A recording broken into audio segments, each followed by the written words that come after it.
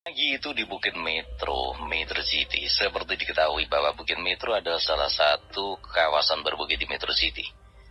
Di kawasan itu berdiri villa-villa mewah milik tokoh-tokoh elit bisnis di negara ini. Siapapun pengusaha yang bertempat tinggal di sini bisa dikatakan adalah pengusaha yang kaya raya.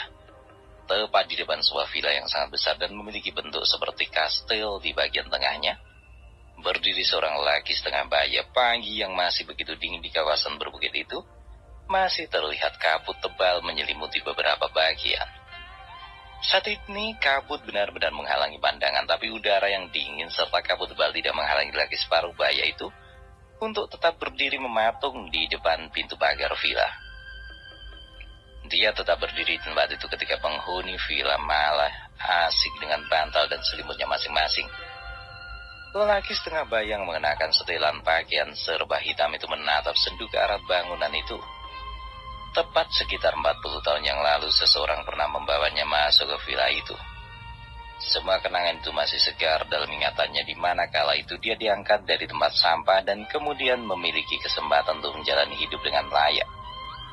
Ketika itu tuan muda pemilik villa itu dengan murah hati membawanya ke tempat ini. "Kak Wilson, apakah ini rumahmu?"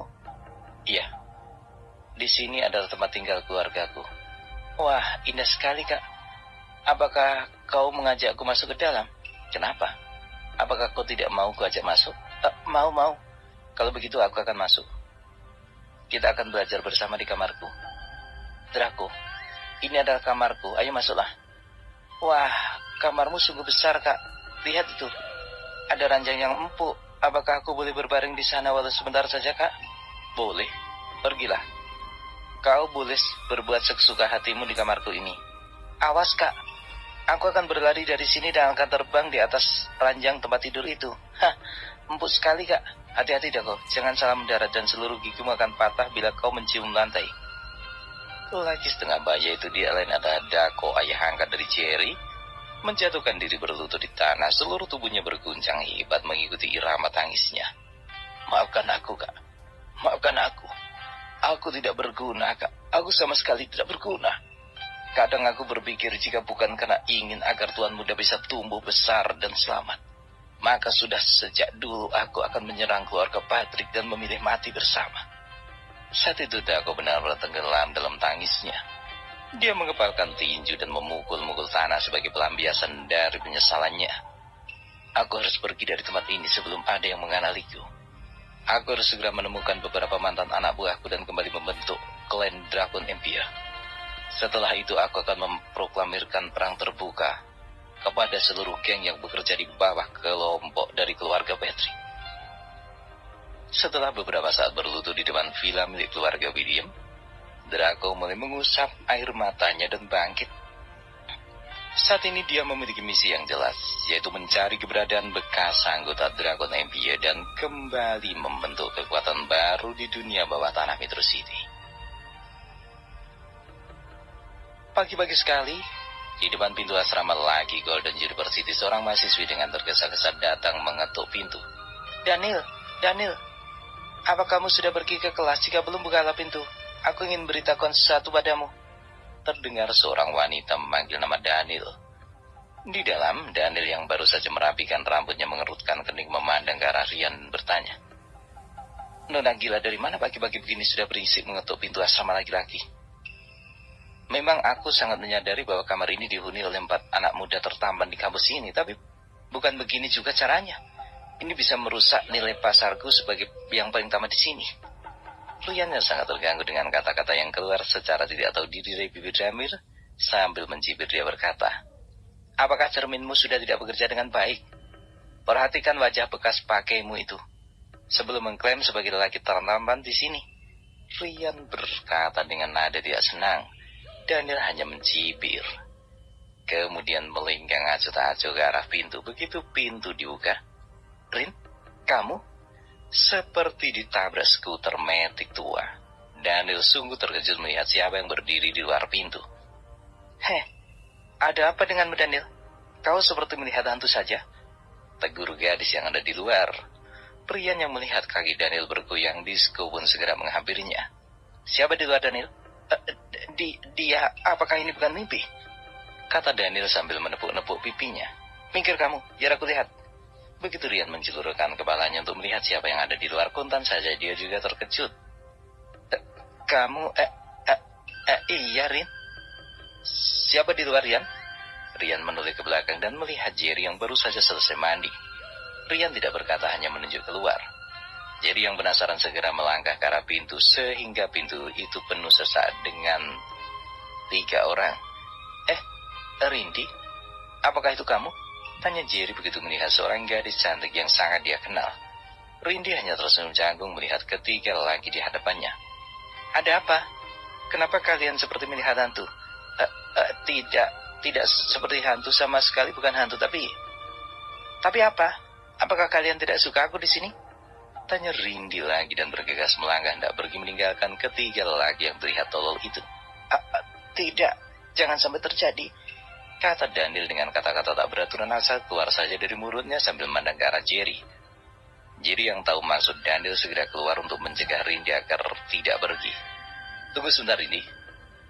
Maafkan atas tindakan kami yang bodoh barusan. Itu karena kami menyadari siapa kamu dan siapalah diri kami. Mereka teman-temanku yang sangat lugu.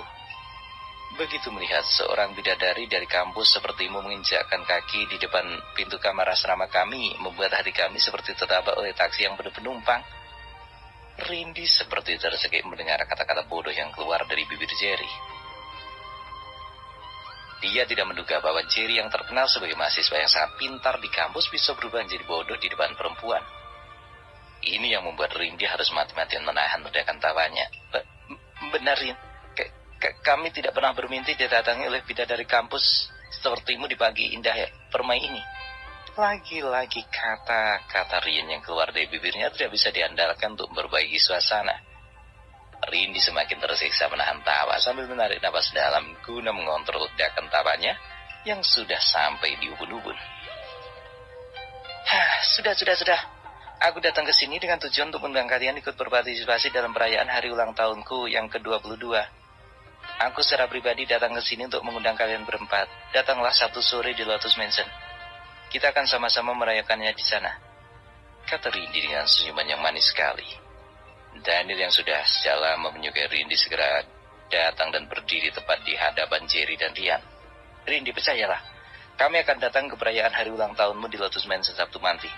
Jangankan Lotus Mansion, di puncak menara Petronas KLCC pun aku akan datangi, kata Daniel dengan gaya arogan yang gagal.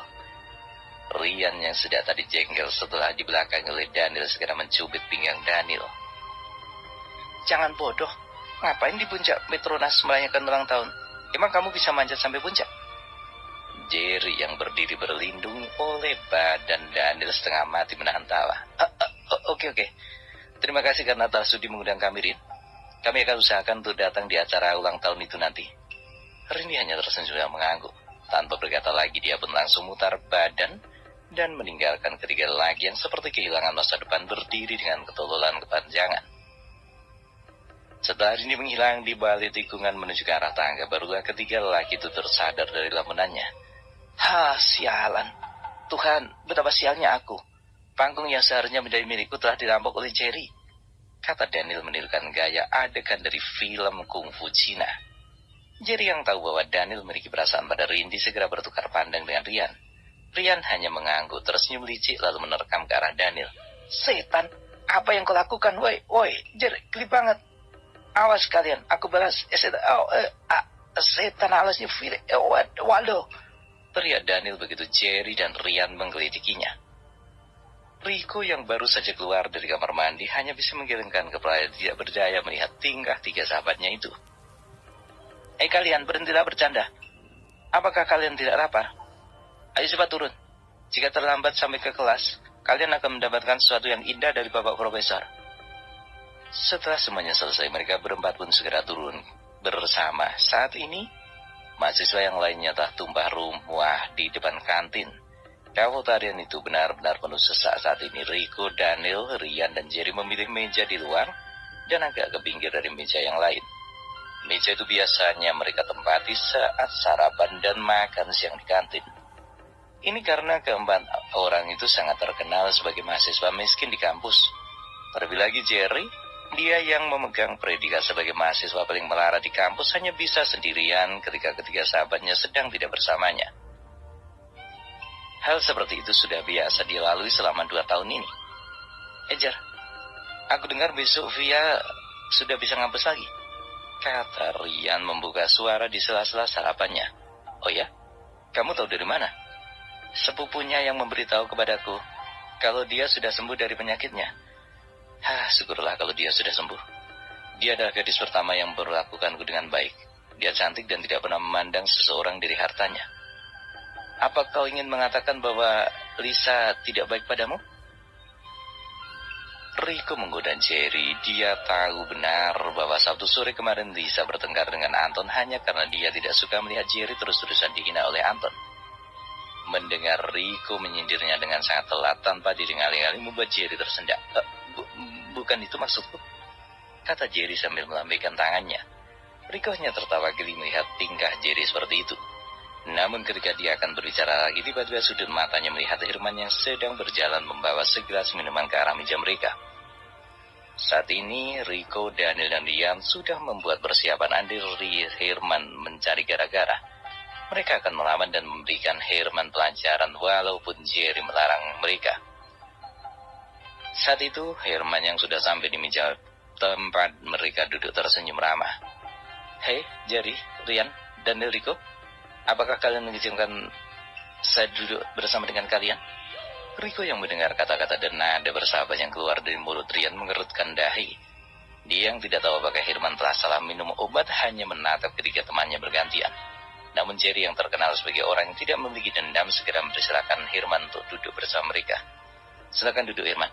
Kami merasa diberkati jika kau sudi duduk bersama satu meja dengan kami, kata Jerry mempersilahkan sambil tersenyum santai. Herman yang telah dipersilahkan untuk duduk oleh Jerry segera menyambar sebuah kursi dari meja lain dan segera duduk bergabung dengan 4 mahasiswa yang terkenal miskin itu. Sontak saja ini menjadi pemandangan yang aneh dan menimbulkan suara-suara sumbang di antara mahasiswa lain yang berada di tempat itu. Setelah duduk, Herman berinisiatif untuk memulai pembicaraan.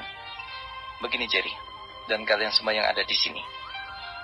Aku menyadari tentang beberapa kesalahan yang telah aku lakukan pada kalian, terutama Jerry selama ini. Aku telah memperlakukanmu dengan tidak baik dan tidak manusiawi, terutama waktu di restoran bahagia beberapa hari yang lalu. Di sini, aku tidak ingin menyalahkan siapapun. Aku secara pribadi ingin minta maaf atas kejadian itu, dan aku berharap agar kalian, terutama kau Jerry, untuk dapat memaafkan kesalahanku, kata Herman dengan wajah sungguh-sungguh. Bagi Herman, dia tidak boleh lagi memperlakukan Jerry seperti dulu. Itu karena tidak lain adalah kesimpulan yang dia dapat dari perbincangan mereka kemarin di restoran bahagia bersama dengan Anton, Lisa, dan lain-lainnya. Walaupun Anton mati-matian membantah analisis dari Lisa, namun itu didasari dari kecemburuan terhadap Jerry dan hubungannya dengan Lisa. Tapi dalam situasi ini Herman berbeda dengan Anton. Dia yang bisa berpikir secara jernih dapat menalar dan mencerna dengan baik semua opini yang disampaikan oleh Lisa.